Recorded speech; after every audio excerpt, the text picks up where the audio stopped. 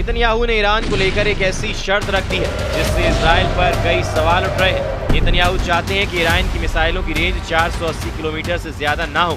आखिर Netanyahu Iran की मिसाइलों की रेंज क्यों घटाना चाहते हैं? इस बीच ईरान के मिलिट्री कमांडरों की तरफ से फिर कहा गया है कि अगर इजराइल ने फिर हमला किया तो तेल अवीव को खंडर बना देंगे। इजराइल पर ईरान की जितनी मिसाइल गिरी, ऐसे हर धमाके ने इजराइल के मिसाइल डिफेंस सिस्टम का पुर्जा ढीला कर दिया।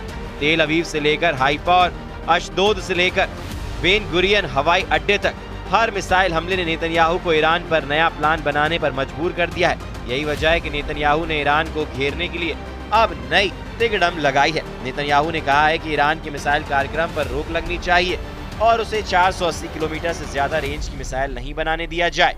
मतलब साफ है कि नेतन्याहू ईरान की उन मिसाइलों से घबरा गए हैं जो 1500 किलोमीटर या उससे ज्यादा रेंज रखती हैं, क्योंकि ईरान और इजराइल की दूरी भी 1500 से 1800 किलोमीटर की रेंज में है। यही वजह है कि नेतन्याहू चाहते हैं कि ईरान के पास 480 किलोमीटर की रेंज वाली मिसाइलें हों ताकि वो इजराइल तक न पहुंच पाएं।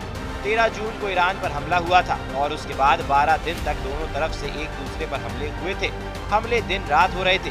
एक तरफ से फाइटर जेट तो दूसरी तरफ से बैलिस्टिक मिसाइल दागी गई। एक तरफ नेतन्याहू ने कमान संभाली जिसमें अमेरिका से भी पूरी मदद थी, तो दूसरी तरफ ईरान के सर्वोच्च नेता अली खामनेई ने मोर्चा संभाला और तमाम मिलिट्री लीडरशिप खत्म होने के बाद फौरन सेना की कमान नए कमांडरों के हाथों में दी और फिर 12 दिनों तक ईरान ने बता दिया कि इजराइल की शुरुआती स्ट्राइक के बाद उसकी मिसाइल पावर बरकरार है। तेल अवीव से लेकर हाइफा तक दुनिया ने ईरान के मिसाइल हमलों को देखा, जमीन पर तबाही देखी, बड़ी बड़ी इमारतों खत्म होते देखा और ये तस्वीरें नेतन्याहू के कमांड सेंटर से लेकर व्हाइट हाउस में भी देखी गई। इसलिए ट्रंप ने भी कहा कि ईरान और इजराइल दोनों को इस मुद्दे में नुकसान हुआ है और इजराइल ने भी बड़ी चोट खाई है। नेतन्याहू ने अब ईरान के लिए 480 किलोमीटर रेंज वाली मिसाइलों की शर्त रखी, तो इस पर ईरान के विदेश मंत्री ने क्या कहा, उनकी बातों को बहुत गौर से समझिएगा। अब्बास अरागची ने कहा है कि नेतन्याहू ने 2023 में गाजा पर जीत का ऐलान किया था, लेकिन तमाम बमबारी और गाजा को मिट्टी में मिलाने के बाद इजराइल की सेना गाजा में फंसी हुई है। हमास को 2 लाख नए लड़ाके मिल चुके हैं। अरागची ने कहा कि नेतन्याहू ने सोचा था कि वो ईरान के 40 से ज्यादा पुरानी परमाणु कार्यक्रम को मिटा देंगे, लेकिन ईरान के बहुत से परमाणु वैज्ञानिकों की हत्या करने के बाद भी ऐसा मुमकिन नहीं हुआ और आज परमाणु कार्यक्रम को आगे बढ़ाने के लिए ईरान के पास सैकड़ों नए वैज्ञानिक हैं। इस युद्ध की शुरुआत में ही नेतन्याहू ने अपने 3 लक्ष्य फाइनल किए थे और इन्हीं लक्ष्यों को लेकर उनके कमांडरों ने पूरे युद्ध का प्लान तैयार किया। हर हमले, हर स्ट्राइक मिशन और इजराइल के हर बम पर नेतन्याहू के यही लक्ष्य निर्धारित किए गए थे। पहला मकसद ईरान के परमाणु कार्यक्रम को जड़ से उखाड़ देना, उसे पूरी तरह खत्म कर देना।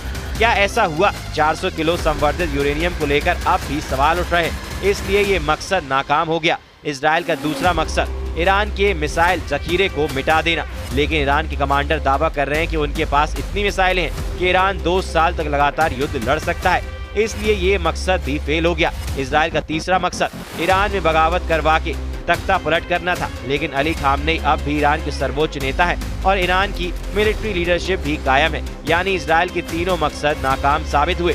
नेतन्याहू की डिमांड की ईरान की मिसाइल 480 किलोमीटर से आगे न बढ़ पाए, इसे लेकर इजराइल को बैकफुट पर देखा जा रहा है और इसलिए ईरान के विदेश मंत्री ने कहा है कि इजराइल इस युद्ध में नाकाम साबित हुआ है। अरागची का मैसेज साफ है कि इजराइल 12 दिन के युद्ध में पूरी तरह नाकाम हो गया और नेतन्याहू ने ईरान को हराने का जो प्लान बनाया था उसमें वो खुद इजराइल को बचाते हुए नजर आए, क्योंकि ईरान की मिसाइलों ने इजराइल की डिफेंस की पोल खोल कर रख दी।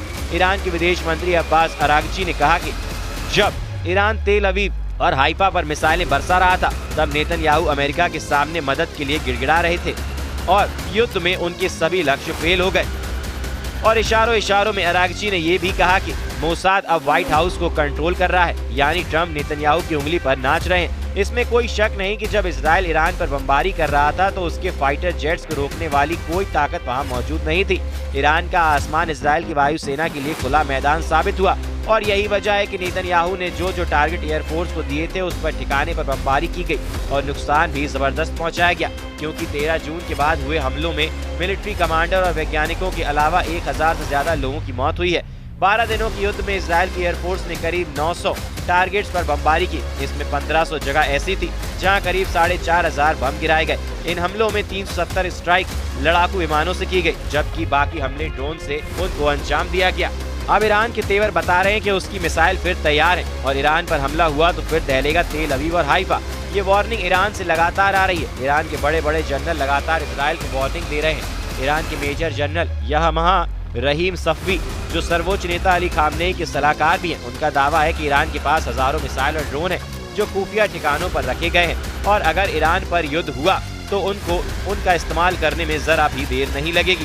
कह सकते हैं कि ये वार्निंग सीधा अली खामनेई की तरफ से आई है। ईरान बार बार ये दावा कर रहा है कि उसने 12 दिन के युद्ध में अब तक अपनी पूरी ताकत का इस्तेमाल नहीं किया है, न ही अपनी नौसेना और IRGC की खुद फोर्स को तैनात किया है और अगर दोबारा युद्ध ईरान पर थोपा गया तो इसका नतीजा इजराइल की संपूर्ण तबाही होगा। मेजर जनरल रहीम सफवी का दावा है कि उनका परमाणु कार्यक्रम और मिसाइल टेक्नोलॉजी ईरान के वैज्ञानिकों की मेहनत का नतीजा है और उसे तबाह नहीं किया जा सकता।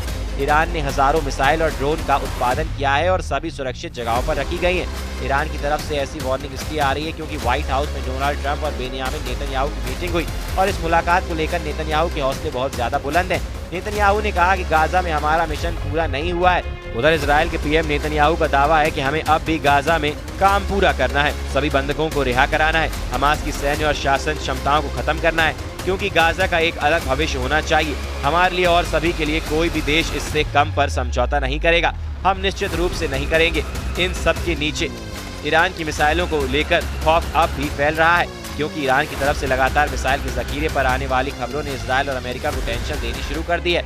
नेतन्याहू ने ईरान की मिसाइलों को लेकर जो डिमांड रखी है उसने वाकई इजराइल के मिसाइल डिफेंस पर सवाल उठाने शुरू कर दिए।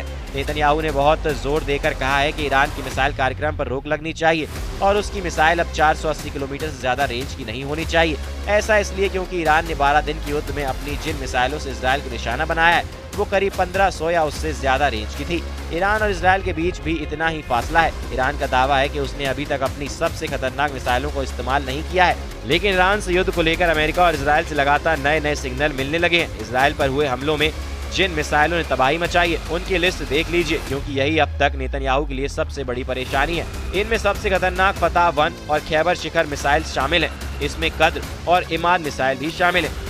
फतह हाइपरसोनिक मिसाइल की रेंज 1400 किलोमीटर है, खैबर शिखर मिसाइल की रेंज 1450 किलोमीटर है, कद्र मिसाइल की रेंज 2000 किलोमीटर तक है और इमाद की रेंज 1700 किलोमीटर है।